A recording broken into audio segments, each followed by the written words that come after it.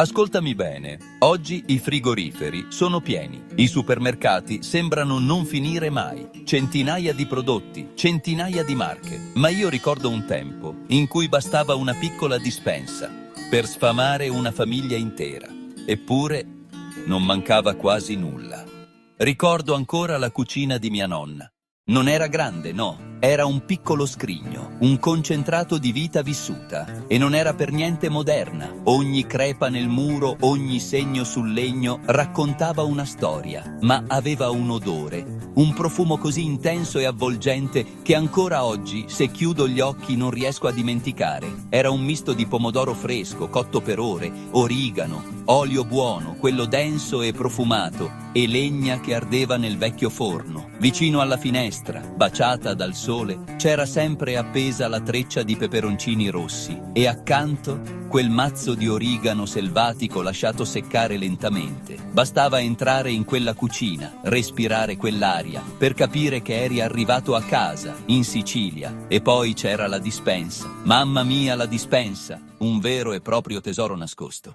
Nella dispensa c'erano i tesori di famiglia, le bottiglie e i vasetti della passata preparata ad agosto, un rito che coinvolgeva tutti. Una scorta preziosa che doveva durare tutto l'anno, fino al prossimo raccolto. C'erano le bottiglie d'olio del contadino, denso e profumato, oro liquido per le nostre tavole. Le olive sotto sale, rugose e saporite. E le conserve sotto aceto, croccanti e colorate. E poi lui, l'estratto di pomodoro, scuro, quasi nero, denso, concentrato, con quel profumo fortissimo che si sentiva appena aprivi il coperchio, un'esplosione d'estate. E poi upiennulu, quei pomodori appesi, grappoli rossi sospesi nel tempo, fili infiniti che sembravano non finire mai. Io da bambino li guardavo, affascinato. Erano il nostro tesoro e li guardavo come si guarda una cosa importante, una promessa. Se sei arrivato fin qui e questa storia ti sta interessando, iscriviti al canale. Per te è gratis, ma per me è un aiuto concreto per continuare i miei progetti divulgativi. Proseguiamo.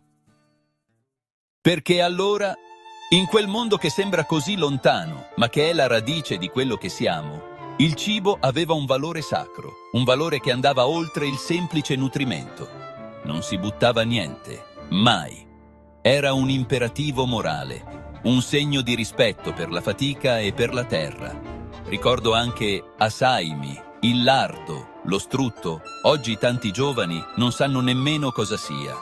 La considererebbero uno scarto, ma allora, quando l'olio era un lusso, Asaimi era una ricchezza, perché nelle case povere, quelle dove la porta era sempre aperta ma la dispensa spesso vuota, si conservava tutto. Ogni cosa poteva servire. Il pane secco diventava polpette, le bucce del formaggio insaporivano la minestra. Ogni cosa poteva diventare un pasto. E forse è proprio questo saper vedere l'abbondanza nella scarsità, che oggi ci manca. Non il cibo, che abbiamo in eccesso, ma il rispetto per le cose semplici, la gratitudine.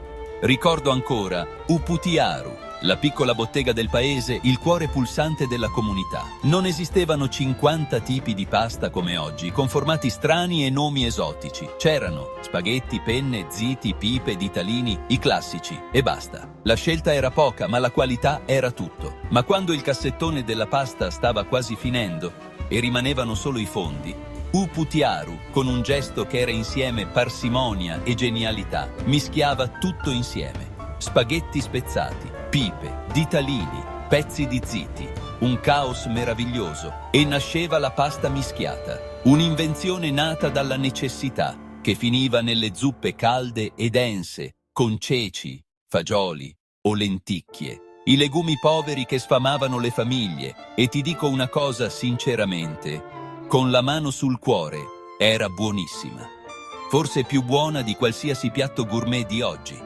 Perché aveva il sapore delle cose vere, autentiche, della fame forse, ma anche della dignità, perché quelle famiglie magari erano povere, non avevano nulla di superfluo, ma non si sentivano miserabili.